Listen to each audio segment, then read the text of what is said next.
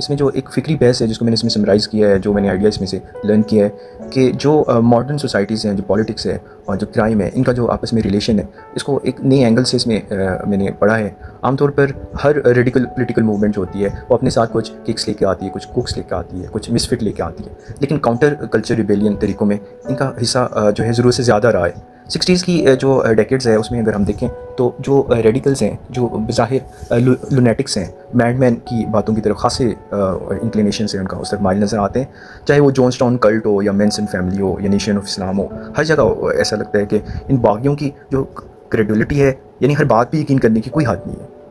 اس کی گہری وجہ یہ ہے کہ کاؤنٹر کلچر کریٹک بنیادی طور پر سوشل ڈیوینس اور ڈسینٹ کی درمیان فرق کو ختم کر دیتی ہے، چونکہ پورے کلچر کا ریپریشن کا ایک سسٹم، ایک نظام سمجھا جاتا ہے۔ اسی لیے کوئی بھی شخص جو قانون توڑتا ہے، جو فینٹیسی پہ عمل کرتا ہے،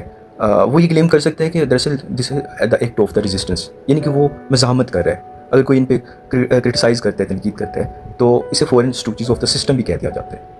یا ایک اس کو فاشسٹ کے طور پہ دیکھا جاتا ہے جو انفرادی آزادی پر قدغن لگا رہا ہے۔ یہ وجہ ہے کہ کاؤنٹر کلچر میں ہمیشہ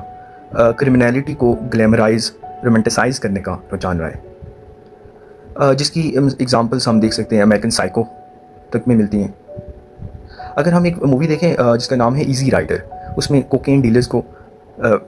مکمل فریڈم کے ساتھ ایک سولجرز کے طور پہ دیکھنا آسان تھا۔ یا پھر مووی ہے نیچرل بورن کلرز، اس میں بھی نوبت یہاں تک پہنچ گئی کہ کچھ لوگ کولمبین اسکول شوٹنگ کو بھی تعلیمی نظام پر، ایجوکیشن سسٹم پہ ایک تنقید قرار دینے لگے ہیں۔ اور اس میں بہت ساری اور آئیڈیاز بھی جو ہیں کور کیے گئے ہیں۔ یہاں پہ ایک او جی سمپسنس کے کیس میں بھی اسی طرح کا ایک نیریٹو جو ہے نا انہوں نے اپنایا ہے کہ ایک پولیٹیکل انٹرپریٹیشن دے کر انہیں پروٹیسٹ اگینسٹ دا سسٹم کے طور پہ بھی ڈیفینڈ کیا گیا ہے موویز کے اندر۔